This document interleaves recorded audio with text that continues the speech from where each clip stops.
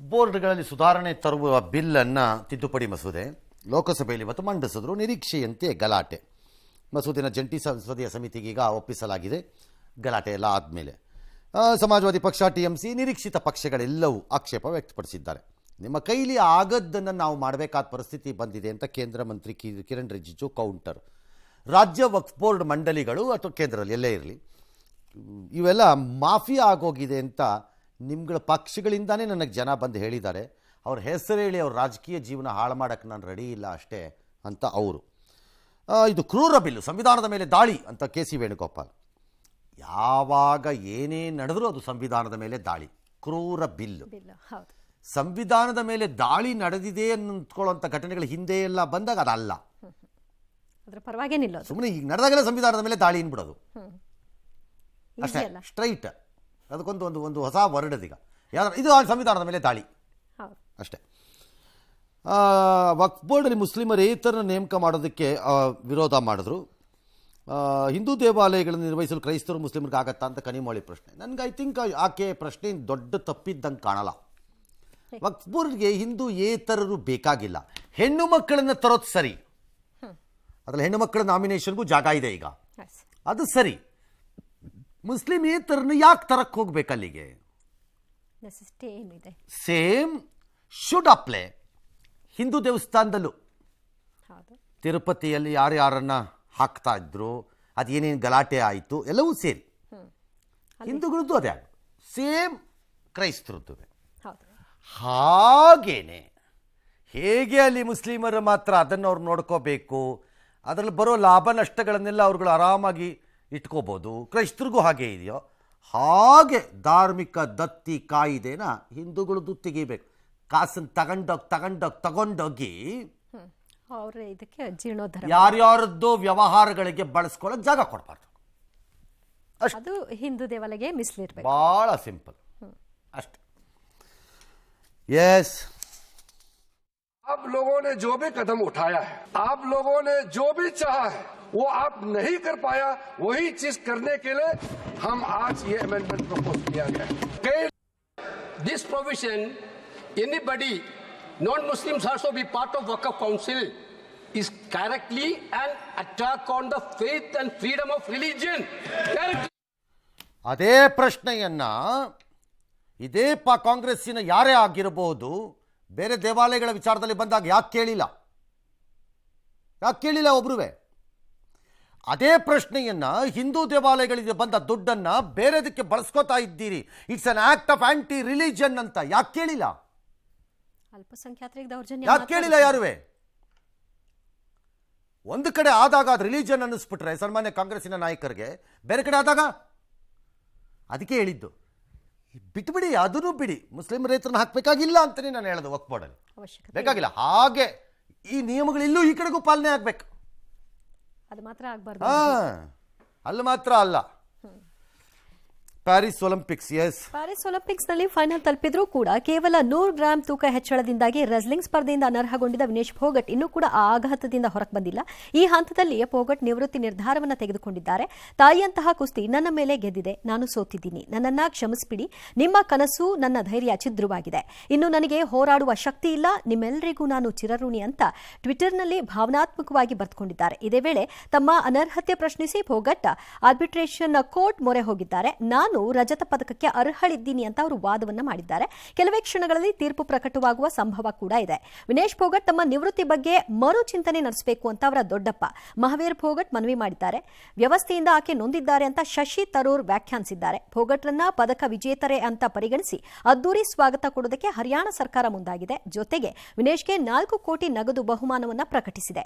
ಈ ಮಧ್ಯೆ ಫೋಗಟ್ ವಿಚಾರದಲ್ಲಿ ಕೋಚ್ ಫಿಸಿಯೋಥೆರಪಿಸ್ಟ್ ನಿರ್ಲಕ್ಷ್ಯ ವಹಿಸಿದಂತೆ ಕಾಣ್ತಾ ಇದೆ ಅಂತ ಪಂಜಾಬ್ ಸಿಎಂ ಈ ಪ್ರಕರಣನ ರಾಜಕೀಯನೇ ಮಾಡಬೇಕು ಅನ್ನೋ ದುಷ್ಟ ಜಂತುಗಳು ರಾಜಕಾರಣ ಮಾಡಿದ್ರೆ ಏನು ಮಾಡೋಕ್ಕಾಗಲ್ಲ ಈ ದೇಶದಲ್ಲಿ, ಏನು ಮಾಡೋಕ್ಕಾಗಲ್ಲ. ಆದರೆ this is a simple straight case of ಮಿಸ್ಕ್ಯಾಲ್ಕ್ಯುಲೇಷನ್.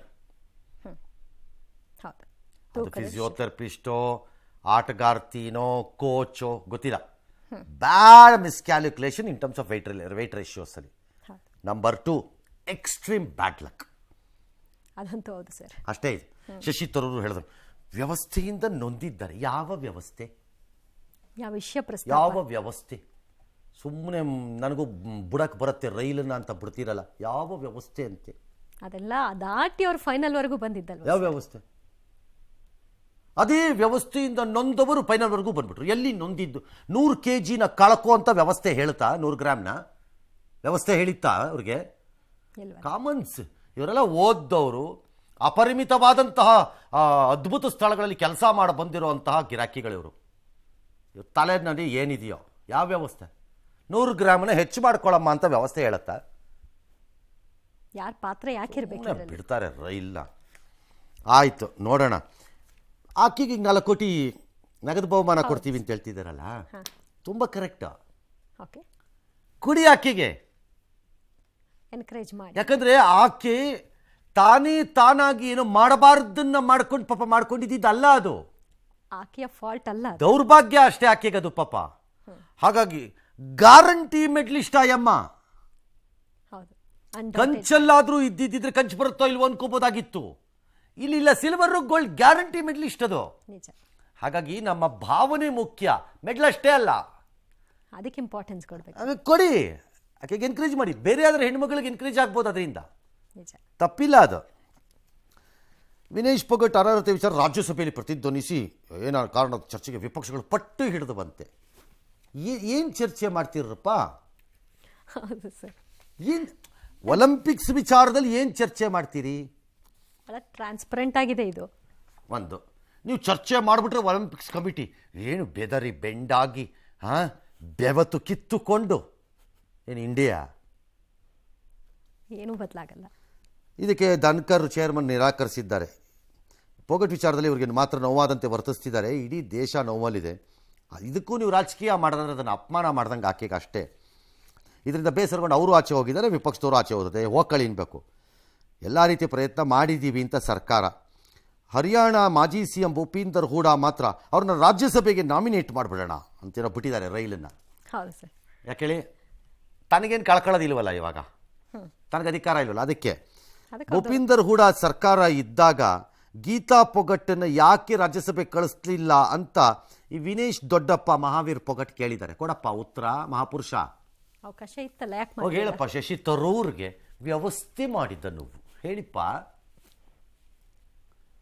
ಈ ಕಡೆ ನಿಂತಾಗ ಏನು ರಣಕಲಿಗಳಂತೆ ಅಬ್ಬರಿಸಿ ಬಿಡುವುದು, ಪ್ರಪಂಚವನ್ನೇ ಚಿನ್ನದಲ್ಲಿ ಕಟ್ಬಿಡ್ತೀವಿ ಅನ್ನೋ ಥರ. ಆ ಕಡೆ ಬಂದಾಗ ನಮಗೇನು ಗೊತ್ತಿಲ್ಲ ಅಂತ ಓಡಾಡೋದು. ಇಲ್ಲಿ ಬಂದಾಗ ರಾಜಕಾರಣ, ಅಲ್ಲಿ ಬಂದಾಗ ಇಲ್ಲ. ಮೂಢ ವಿಚಾರದಲ್ಲಿ ಯಾವನಾರು ಮಾತಾಡ್ಬಿಟ್ರೆ ಇದು ರಾಜಕಾರಣ ಅಲ್ಲ, ಇದು ರಾಜಕಾರಣ. ಇನ್ಯಾರು ಇದೆಲ್ಲ ರಾಜಕಾರಣ ಮಾಡಬಾರ್ದು ನೀವು. ಈ ಪೊಗಟ್ ವಿಚಾರದಲ್ಲಿ ಬಂದರೆ ಅದು ರಾಜಕಾರಣ ಅಲ್ಲ. ಏನು ಇವರೇ ಇಂಟರ್ನ್ಯಾಷನಲ್ ಇನ್ವೆಸ್ಟಿಗೇಷನ್ ಮಾಡ್ಕೊಂಬಂದವ್ರಂಗೆ. ಯಾರು ಹೇಳಿರ್ತಾರ್ರಿ ಅಥ್ಲೆಟಿಗೆ? ಆ ಅಥ್ಲೆಟನ್ನು ಹೋಗದೆ ಇರೋಂಗೆ ತಡೆಯೋದು, ಆಕೆ ಪಾಸ್ಪೋರ್ಟ್ ಸಿಗ್ದಂಗೆ ಮಾಡಿಬಿಡೋದು, ಮತ್ತೊಂದು ಮಗದೊಂದು ಡ್ಯಾಶು ಮಾಡಿದರೆ ಯಾವೊಂದೋ ಪಿತೂರಿ ಸರಿ. ಮತ್ತು ಈ ಪಿತೂರಿಯನ್ನ ಈ ಸೋಕಾಲ್ಡ್ ಘನಂದಾರಿ ಪ್ರತಿಪಕ್ಷಗಳ ನಾಯಕರು, ಗ್ರೇಟ್ ಸ್ಪೋರ್ಟ್ಸ್ಮನ್, ಇದು ಏನು ವ್ಯಾಖ್ಯಾನಕಾರರುಗಳಿವರು, ದುಷ್ಟ ರಾಜಕಾರಣಿಗಳಂತಂದು ನಿಮ್ಮಿಂದಾನೇ ಈ ದೇಶದಲ್ಲಿ ಇವತ್ತು ಸ್ಪೋರ್ಟ್ಸ್ ಹಿಂಗೆ ಆಗಿರೋದು. ನಿಮ್ಮ ಮಕ್ಕಳು ಮೊಮ್ಮಕ್ಕಳು ನೀವೇ ಮುದುರ್ಕೊಂಡು ಬೀಳೋ ವಯಸ್ಸು ಬಂದರು ಅಧ್ಯಕ್ಷರುಗಳ ಕೂತ್ಕೊಂಡಿದ್ದಕ್ಕೆ ಈ ಲೆವೆಲ್ಗೆ ಬಂದಿದ್ದು ಸ್ಪೋರ್ಟ್ಸ್ ಇಂಡಿಯಾಲಿ.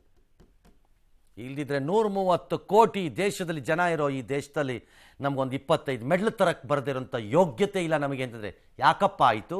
50 ವರ್ಷ ಆಳದವ್ರು ಉತ್ತರ ಕೊಡ್ರಿ. ಅವನಾರು ಒಬ್ಬ ಕೊಡ್ರಿ ಉತ್ತರ. ಅವನಾರು 50 ವರ್ಷ ಆಳದವನು ಯಾಕಾಯ್ತು ಈ ಪರಿಸ್ಥಿತಿ ಅಂತ? ನಿಮ್ಮಿಂದನೇ ಆಗಿರೋದು, ಕಚಡಗಳಿಂದ.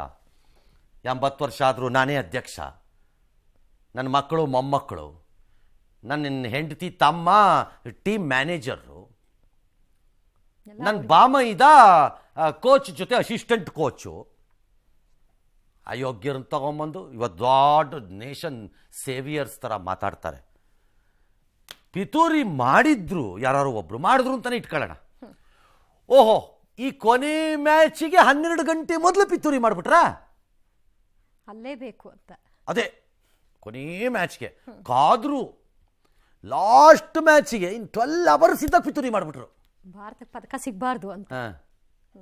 ಏನು ಅದೇನು ಸೈಕಲ್ ಪಂಪ ತಗೊಂಬಿಟ್ಟು ಬಾಯಲ್ಲಿ ಇಟ್ಬಿಟ್ಟು ಹೊಡೆದ್ಬಿಟ್ರು ಅನ್ನೋಕ್ಕೆ ವೆಯ್ಟ್ ಹೆಚ್ಚು ಮಾಡೋಕ್ಕೆ ಯಾವನರ್ವೆ ಅಂತ ಯೋಗ್ಯರು. ಹೇಳ್ತೀನಿ, sports was destroyed by politicians. ಅದಕ್ಕೆ ಸುಪ್ರೀಂ ಕೋರ್ಟ್ ಒಳಗೆ ಬಂದಿದ್ದಾಗ ಕಂಡು ಅವನೆಲ್ಲ ಅಧ್ಯಕ್ಷ, ಅವನ ಅಧ್ಯಕ್ಷ, ಅವ್ರ ಮಗ ಅಧ್ಯಕ್ಷ, ಅವ್ರ ಅಪ್ಪ ಅಧ್ಯಕ್ಷ, ತಾತ ಅಧ್ಯಕ್ಷ. ನೆಟ್ಟಿಗೆ ಆಟ ಗೊತ್ತಿಲ್ದಿದ್ರು ಸರಿ, ಸಂಬಂಧಿಕರನ್ನೆಲ್ಲ ಫಾರಿನ್ ಟ್ರಿಪ್ಗಳು ತೆಗಿರಿ, ಎಲ್ಲರ ಪಾಸ್ಪೋರ್ಟ್ಗಳನ್ನು ನೋಡೋಣ, ಅದು ಯಾವ್ಯಾವ ಸ್ಪೋರ್ಟ್ಸಲ್ಲಿ ಹೋಗಿ ಬಂದಿದ್ದಾನೆ ಅಂತ. ಆಟಗಾರರು ಇಲ್ಲ, ಆಟಗಾರರು ಹೋಗೋ ಸಂಖ್ಯೆ ತಂಡಗಳಲ್ಲಿ, ವಿದೇಶದ ಆಟಗಳಲ್ಲಿ, ಕಾಮನ್ವೆಲ್ತ್, ಒಲಿಂಪಿಕ್ಸೋ, ಏಷ್ಯನ್ ಗೇಮ್ಸೋ ಯಾವುದಕ್ಕೋ, ನಮ್ಮ ಆಟಗಾರರ ಸಂಖ್ಯೆ 50, ಅಲ್ಲಿ ಜೊತೆಯಲ್ಲಿ ಹೋಗೋರ ಸಂಖ್ಯೆ 170. ಫಾರಿನ್ ಟೂರ್ಗಳನ್ನು ಹೊಡ್ಕೊಂಡು ಬಂದು ನಿಮ್ಮ ಮನೆ ಆಸ್ತಿ ಥರ ಟ್ರೀಟ್ ಮಾಡಿದ್ದಂಥ ಕಚಡ ರಾಜಕಾರಣಿಗಳು ಬಂದು ಇವತ್ತು ಮಾತಾಡ್ತಾರಂತೆ. ಇವತ್ತು ಅಯೋಗ್ಯರು. ಎಸ್, ಒಲಿಂಪಿಕ್ಸ್ನಲ್ಲಿ ಭಾರತಕ್ಕೆ ಮತ್ತೊಂದು ಶಾಕ್. 53 ಕೆಜಿ ಫ್ರೀಸ್ಟೈಲ್ ವಿಭಾಗದಲ್ಲಿ ಸ್ಪರ್ಧಿಸಿ ನಿನ್ನೆ ಸೋಲನ್ನಪ್ಪಿದ್ದ ರೆಸ್ಲರ್ ಅಂತಿಮ್ ಪಂಗಲ್ ವಿರುದ್ಧ ಮಾನ್ಯತಾ ಪತ್ರ ದುರ್ಬಳಕೆ ಮಾಡಿಕೊಂಡ ಆರೋಪ ಕೇಳಿಬಂದಿದೆ. ಹೀಗಾಗಿ ಆಕೆಯ ಮಾನ್ಯತೆಯನ್ನು ರದ್ದುಗೊಳಿಸಲಾಗಿದೆ. ಒಲಿಂಪಿಕ್ಸ್ನಿಂದ ಅಂತಿಮನ್ನ ಹೊರಹಾಕಿದ್ದಾರೆ. ಇದರೊಂದಿಗೆ ಕಂಚು ಗೆಲ್ಲುವ ಅವಕಾಶ ಕೂಡ ಮಿಸ್ಟೇಕ್. ಇದು ಸ್ವಯಂಕೃತ ಅಪರಾಧ. ಮಾನ್ಯತಾ ಪತ್ರ ತಂಗಿ ಕೈ ಕೊಡೋದು, ಎತ್ಕೊಂಡ್ಬಂದ್ಬಿಡು ಅಂತ ಏನೋ ಕಳಿಸ್ಬಿಡೋದು, ಸಿಗಾಕೊಳ್ಳೋದು ಮಾಡೋದು ತಪ್ಪದು. ಅದಕ್ಕೂ ಒಂದು ಬೆನಿಫಿಟ್ ಆಫ್ ಡೌಟ್ ಕೊಡ್ತೀನಿ ಬೇಕಾರೆ.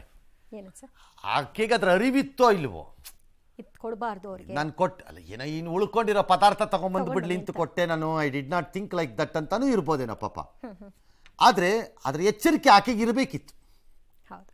ಹಾಗೆ ವಿನೀಶ್ ಒಪ್ಪುಗೊಟ್ಕುವೆ ಆಗಿರೋದು ದೌರ್ಭಾಗ್ಯ, ನಾವು ಹಣೆ ಬರಹ ಅಷ್ಟೇ, ಬ್ಯಾಡ್ ಲಕ್ ಅಂದ್ರೆ ಇದಕ್ಕಿಂತ ಇನ್ನೊಂದು ಬ್ಯಾಡ್ ಲಕ್ ಬೇಡಪ್ಪ, ಎಲ್ಲ ಕರೆಕ್ಟು.